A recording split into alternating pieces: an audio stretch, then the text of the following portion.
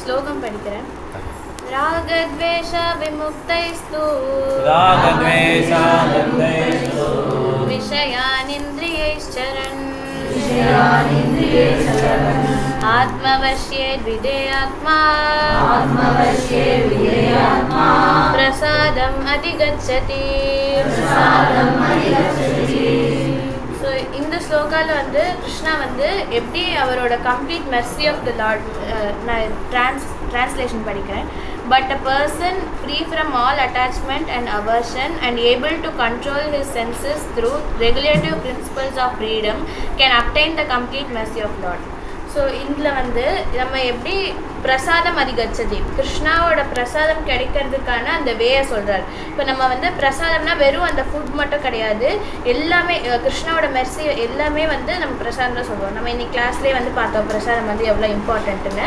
So அது கிடைக்கிறதுக்கான வே வந்து இந்த ஸ்லோகாவில் கிருஷ்ணா வந்து சொல்கிறாங்க. இதுக்கு வந்து 2 விஷயம் சொல்கிறாங்க. ஃபஸ்ட்டு வந்து free from attachment and detachment. நம்மளுக்கு வந்து அட்டாச்மெண்ட்டும் இருக்கக்கூடாது, டிட்டாச்மெண்ட்டும் இருக்கக்கூடாது. ராகா அப்படின்னா வந்து அட்டாச்மெண்ட், துவேஷா அப்படின்னா டிட்டாச்மெண்ட். நம்ம வந்து இப்போ யார்கிட்டையும் அட்டாச்சாகவும் இருக்கக்கூடாது, டிட்டாச்மெண்ட் அவங்கள இக்னோரும் பண்ணக்கூடாது. இப்போ வந்து நம்ம பக்தியிலே இஸ்கான்லேயே வந்து எனக்கு வந்து இந்த டிவோட்டீஸ் வந்து ரொம்ப பிடிக்கும், எனக்கு இவங்களை பிடிக்காது, அந்த மாதிரி இல்லாமல் எல்லாமே வந்து part and parcel of Krishna. அதனால எல்லாருமே வந்து நம்ம ஈக்குவலாக தான் பார்க்கணும். ஸோ டிவோட்டீஸ்லேயே வந்து 3 வகையான டிவோட்டீஸ் இருப்பாங்க. கனிஷ்ட அதிகாரி, மத்தியம் அதிகாரி, உத்தம அதிகாரி. கனிஷ்ட அதிகாரி வந்து வெறும் பகவானுக்கு மட்டும்தான் இம்பார்ட்டன்ஸ் தருவாங்க, டிவோட்டீஸ்க்கு வந்து இம்பார்ட்டன்ஸ் தர மாட்டாங்க. மத்தியம் அதிகாரி வந்து 4 விதமானவங்களை வந்து அவங்க பாகுபடுத்தி பார்க்க முடியும். அவங்களுக்கு ஏத்தியஸ்ட்டு, இக்னோரண்ட், அப்புறம் பகவான், பக்தர்கள் 4 பேரை வந்து அவங்க பார்ப்பாங்க. ஆனால் உத்தம அதிகாரி வந்து எல்லாருமே வந்து part and parcel of Krishna, எல்லாருமே வந்து ஈக்குவலாக தான் பார்ப்பாங்க. ஸோ அந்த ஒரு குவாலிட்டி தான் எனக்கு கொடுத்துருக்காங்க. யாருக்கிட்டையும் அட்டாச்சாக இல்லாமல் டிட்டாச்சாகவும் இல்லாமல் எல்லாருமே வந்து part and parcel of Krishna அப்படின்னு பார்க்குறது. செகண்ட் வந்து control sense enjoyment through regulative principles of freedom. இதில் என்ன சொல்கிறாங்கன்னா விஷயான் இந்திரியேச்சரன். விஷயானா வந்து சென்ஸ் ஆப்ஜெக்ட்ஸ், இந்திரியானா வந்து சென்சஸ். ஸோ சென்ஸ் ஆப்ஜெக்ட்ஸ்லேருந்து சென்சஸ் எடுத்துகிட்டு வந்து நம்ம வந்து control sense enjoyment through regulative principles of freedom. இப்போது விதேயாத்மா அப்படின்னா ரூல்ஸ் அண்ட் ரெகுலேஷன்ஸ். நம்ம வந்து ரூல்ஸ் அண்ட் ரெகுலேஷன்ஸை ஃபாலோ பண்ணணும். இப்போ control regulative principles of freedom, இப்போ ஒரே சென்டென்ஸில் வந்து 2 ஆப்போசிட்டாக இருக்குது. இப்போ பிரின்சிபல்ஸ், ரெகுலேஷன்ஸ், ரூல்ஸ் ரெகுலேஷன்ஸ் இருந்ததுன்னா நம்ம எப்படி வந்து ஃப்ரீயாக இருக்க முடியும்? நம்ம இந்த மெட்டீரியல் வேர்ல்டில் வந்து எப்படி பழகிட்டோம்னா நம்மளுக்கு வந்து நிறைய ரூல்ஸ் அண்ட் ரெகுலேஷன் நம்ம மேலே போட்டாங்கன்னா நம்ம வந்து ஃப்ரீயாகவே இருக்க முடியாது, நம்ம வந்து பவுண்டாக இருப்போம் அப்படின்னு வந்து நம்ம மெட்டீரியல் வேர்ல்டில் பழகிட்டோம்.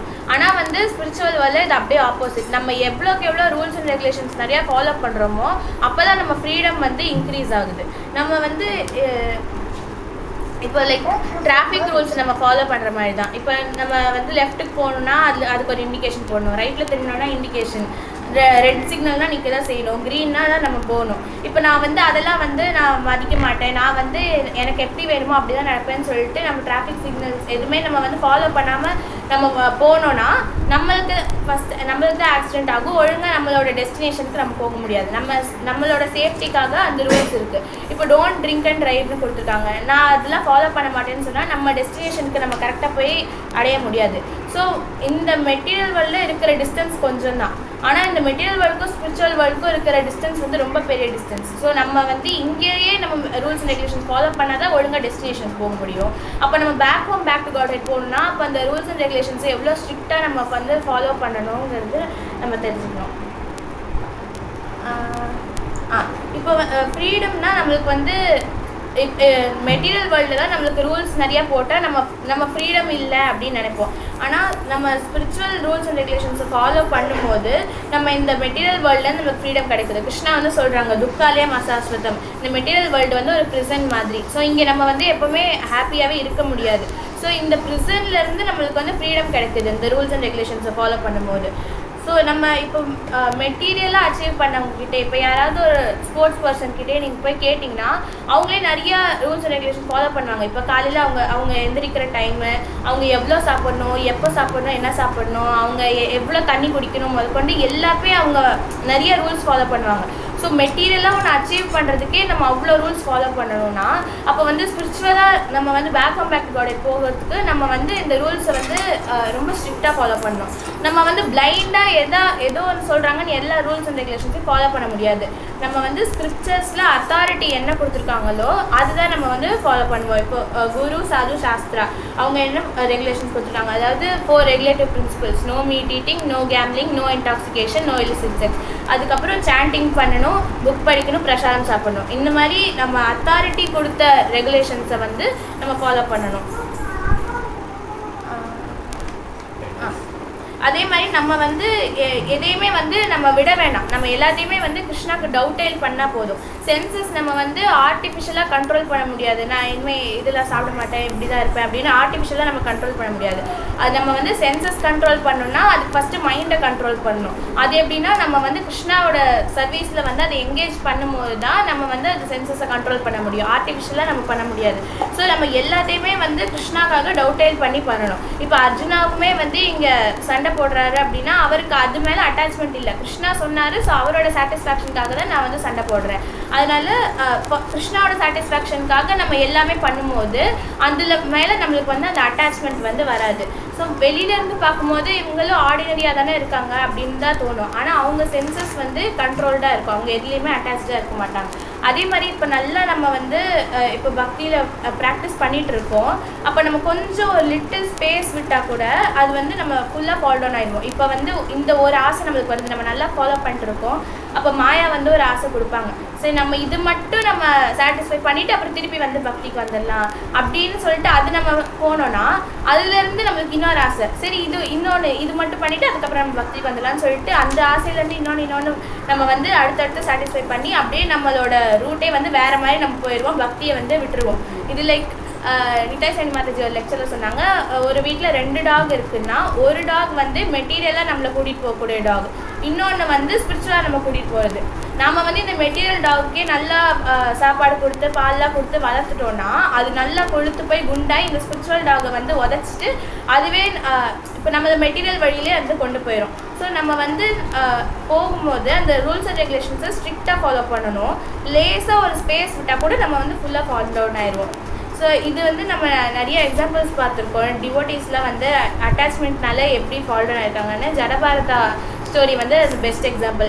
அவர் வந்து அவர் சென்சஸ்லாம் கண்ட்ரோல் பண்ணி அவர் பாவா ஸ்டேஜில் இருந்தாலும் கூட அந்த மான் கிட்ட அவர் அட்டாச் ஆனதுனால அடுத்து திருப்பி வந்து அவர் ஒரு மானை பிறந்தார்.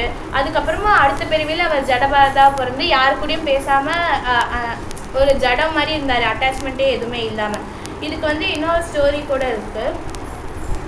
ஒரு முனிவர் இருக்கார், ஒரு ரிஷி. அவர் காட்டுக்குள்ளே வந்து நல்லா ஆஸ்டரிட்டி பண்ணி தவம் பண்ணிட்டு இருக்காரு.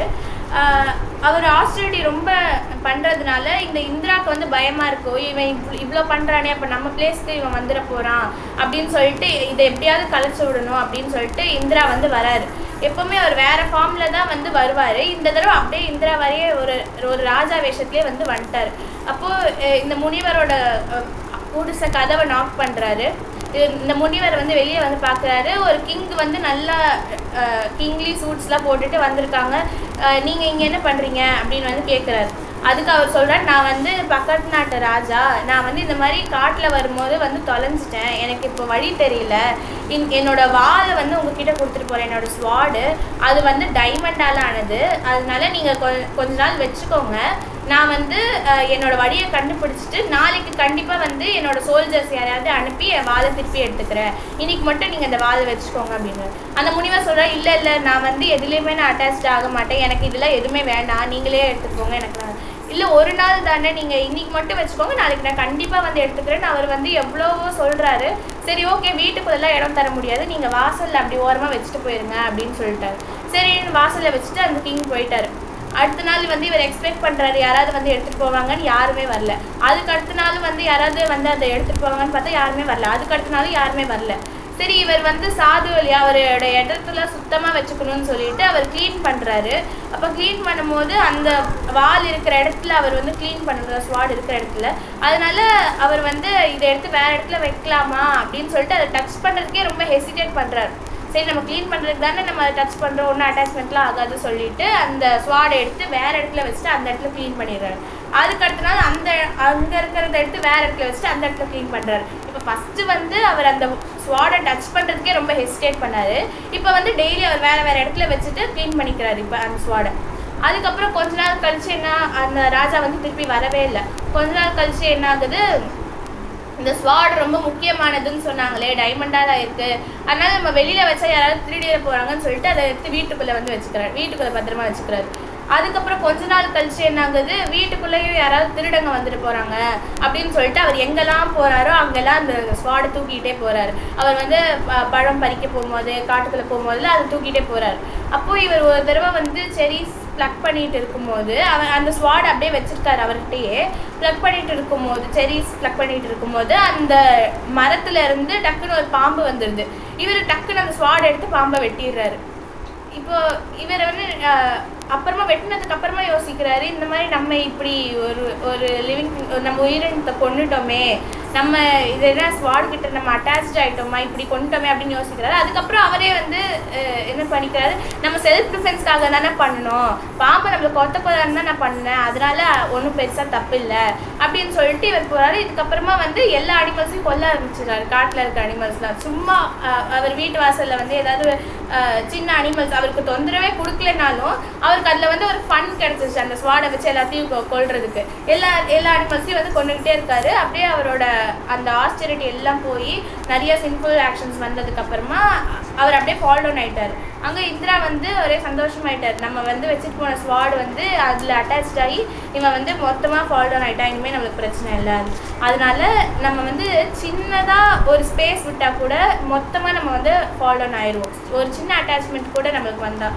அதனால் பிரபாத் வந்து ஸ்ரீமத் பாகவதம் சொல்கிறாரு, நம்ம எப்போ ஒருத்தர் வந்து மெட்டீரியலாக வந்து ரொம்ப அட்டாச்சாக இருக்காங்களோ அவங்களுக்கு ஆன்மீகத்தை புரிஞ்சுக்க கூட அந்த கெப்பாசிட்டி வந்து போயிடும் அப்படின்னு சொல்கிறார். அதே மாதிரி இந்த சென்ஸ் என்ஜாய்மெண்ட், இந்த டிசையர்ஸ் எல்லாம் வந்து ஒரு வுட் மாதிரி, இந்த சாண்டிங் பண்ணுறது, நம்ம பிரின்சிபல்ஸை ஃபாலோ பண்ணுறதுல அது எரிக்கிற ஃபயர் மாதிரி. இப்போ இந்த வுட்டு வந்து ட்ரையாக இருந்ததுன்னா அந்த ஃபயர் போட்ட உடனே சீக்கிரமாக எரிஞ்சிடும் அந்த டிசையர்ஸ்லாம். ஆனால் இந்த சென்ஸ் கிராட்டிஃபிகேஷன் வந்து வாட்டர் மாதிரி. இப்போ இந்த வுட்டு வந்து பச்சையாக அந்த ஈரப்பதம் இருந்ததுன்னா, இல்லை இந்த வுட்டில் தண்ணி ஊற்றிட்டோன்னா அதுக்கப்புறம் அதில் ஃபயர் போட்டால் எரியாது.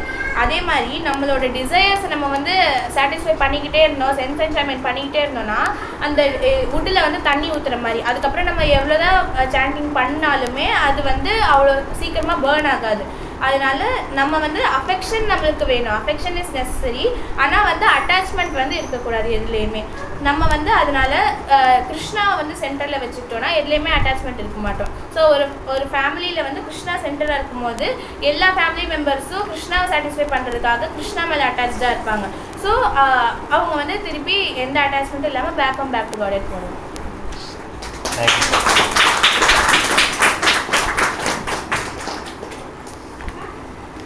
இதை பார்த்தீங்கன்னா அட்டாச்மெண்ட் அவர்ஷன் சொல்றாங்க இல்லையா, விருப்பு வெறுப்பு, பெண்டுலம் மாதிரி.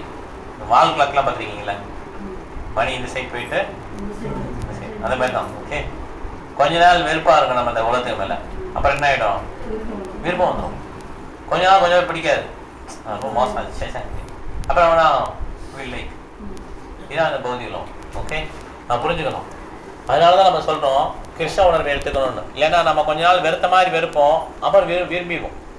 Okay, we will not like that person, we will not like that thing, again we will start liking. Clock தான் நம்ம மனசு அப்படி தான், கொஞ்ச நாள் இப்படி இருக்கும், கொஞ்ச நாள் அப்படி இருக்கும். இப்படி கிடையாது பக்தி. பக்தி வந்து ரெகுலராக போயிட்டே இருக்கும். அப்படி கொஞ்சம் கொஞ்சமாக இந்த விருப்பு வெறுப்புக்கு மேலே வந்துடும். அதுதான் டிரான்செண்டல். ஆன்மீகம்னா என்னது, விருப்பம் இருக்காது வெறுப்பு இருக்காது. எனக்கு இது பிடிக்கவே இல்லை, பண்ணவே மாட்டேன், தொடவே மாட்டேன் பணத்தை கையில், இது வெறுப்பு.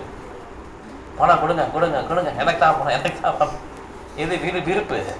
ரெண்டுமே இல்லாமல் ஆன்மீகத்துக்கு யூஸ் பண்ணுறது, கிருஷ்ணனுக்காக யூஸ் பண்ண என்ன ஆகும், அது அந்த பணத்தை வந்து நம்ம மேலே அட்டாச்மெண்ட் இருக்கு. எப்படி பேங்க் கிளப்க்கு வந்து பணத்தை வாங்கி போடும்போது அது ஏதாவது அட்டாச்மெண்ட் இருக்குமா அவருக்கு, அவருடைய கடமை அது வாங்கி போடுறது, அவ்வளோதான். அந்த மாதிரி நம்ம என்ன பண்ணணும், பக்தி வந்து ப்ராக்டிஸ் பண்ணணும். இது ப்ராக்டிஸ் பண்ண பண்ண பண்ண ஆட்டோமேட்டிக்காக வந்துடும். எல்லா விதமான நல்ல குணங்களும் யார் பக்தி பண்ணுறாங்களோ அவங்க வந்துடும். தனியாக வந்து நம்ம ப்ராக்டிஸ் பண்ண தேவையில்லை.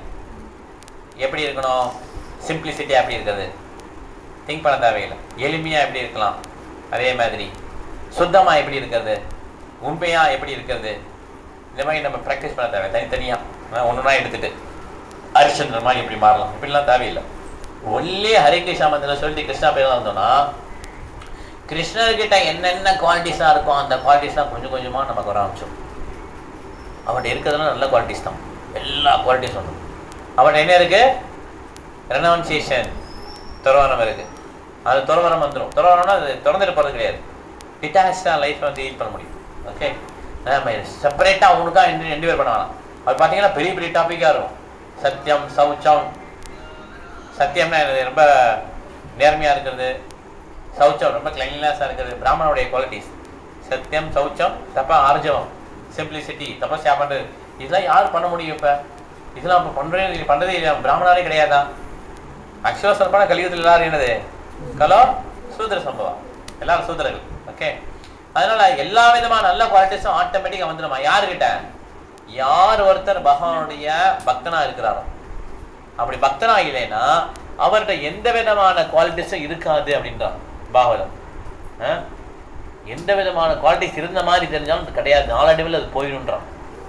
ஓகே, அதனால மேக்சிமம் இப்போ இருக்க வேண்டிய நம்ம எல்லா இதுலேயும் மாதாஜி சொன்னதும் சரி, அந்த மாதாஜி சொன்னதையும் சரி, என்ன புரிஞ்சுக்கணும்னா பக்தன் ஆகிட்டா போதும். மற்ற இதெல்லாம் நம்ம ஒரி பண்ண தேவையில்லை, நம்ம சரணாகதி அடைஞ்சிட்டோம். மற்றெல்லாம் கிருஷ்ணா பார்த்து கொடுத்துருவார், எப்பப்போ எது எது தேவையாக கொடுத்துருவார். நமக்கு நிறையா வந்தாலும் தலைக்கருவம் வந்துடும், நிறையா தெரிஞ்சாலும் நம்ம தலைக்கருவம் வந்துடும். 3 நூல்கள் தெரிஞ்சால் போதும், 3 நூல்கள் தான் படிக்கணும். என்னது, பாகவதம், பகவத்கீதா, பாகவதம், சைத்தன்ய, 3 புக் வாங்கினா போதும். பகவத்கீதை வாங்கிட்டோம், இதை படிக்கணும். பாகவதம் வாங்கிக்கணும், படிக்கணும். சைத்தன்ய சேதம் வாங்கி படிக்கணும். திருப்பி இதை மாதிரி படிக்கணும். அவ்வளோதான். நிறைய நூல்கள் படித்தா என்ன ஆகிடும், நமக்கு தலை கர்வம் வந்துடும். ஓகே, கிடைக்க அவசியம் கிடையாது. பகவான் கிருஷ்ணர் தெரிஞ்சுட்டு ஹரே கிருஷ்ண மந்திரம் சொல்ல தெரிஞ்சா போதும், நூல்கள் கூட படிக்க தேவையில்லை. ஆனால் நம்மளால சொல்ல முடியலையே, மனசுக்கு நிறைய தேவைப்படுதில்ல, கன்வின்ஸ் பண்ணுறதுக்கு நம்மள. இல்லை அது நல்லா இருக்கலாமோ, இது நல்லா இருக்கலாமோ, அது அவங்களாம் ஒன்று சொல்ல நினைப்பாங்களோ, என்ன நினைப்பாங்களோ, இவங்க என்ன நினைப்பாங்களோ. அப்போ நமக்கு நிறைய ஃபிலாசபி தேவைப்படுது. அதுக்கு தான் புக்கு படிக்க வேண்டியது. இல்லை ரொம்ப ஒருத்தர் சிம்பிளாக இருக்கார், எனக்கு படிப்பவே கிடையாதுங்க, பகவான் கிருஷ்ணர் தாங்க ஏற்றுக்கிறாங்க, சேன் பண்ணுறாங்க, அவ்வளோதான் போதும், லைஃப் முடிஞ்சிச்சு. நம்ம காம்ப்ளெக்ஸாக இருக்கிறதுனால என்ன பண்ணுறது, நமக்கு இந்த மாதிரி படித்தாதான் நம்ம மனசை செட் பண்ண முடியும். அதனால படிக்க வேண்டியது. ஓகே, ஹரே கிருஷ்ணா. முடிச்சிங்களா? அதோட நீங்கள் 2 பேரும் நல்லா ப்ரெசென்ட் பண்ணாங்க. கலாவதி மாதாஜி, அக்ஷயா மாதாஜி, அவங்க கிளாப் பண்ணலாம். ஹரே கிருஷ்ணா. இப்போ இங்கே இருக்கிற வைஷ்ணவர்களுக்கும் ஆன்லைன் இருக்கிற வைஷ்ணவர்களுக்கும் வைஷ்ணவ பிரணாமம் பண்ணலாம். வாஞ்சா கல்பதர்பஷ்ய கிருபா சிந்துப்யேவ ச பரிதானா பாவனேப்யோ வைஷ்ணவேப்யோ நமோ நமः. Hare Krishna. Thank you very much. Hari Om. Hare Krishna. प्रभु हरे कृष्ण. हरे कृष्णा माताजी.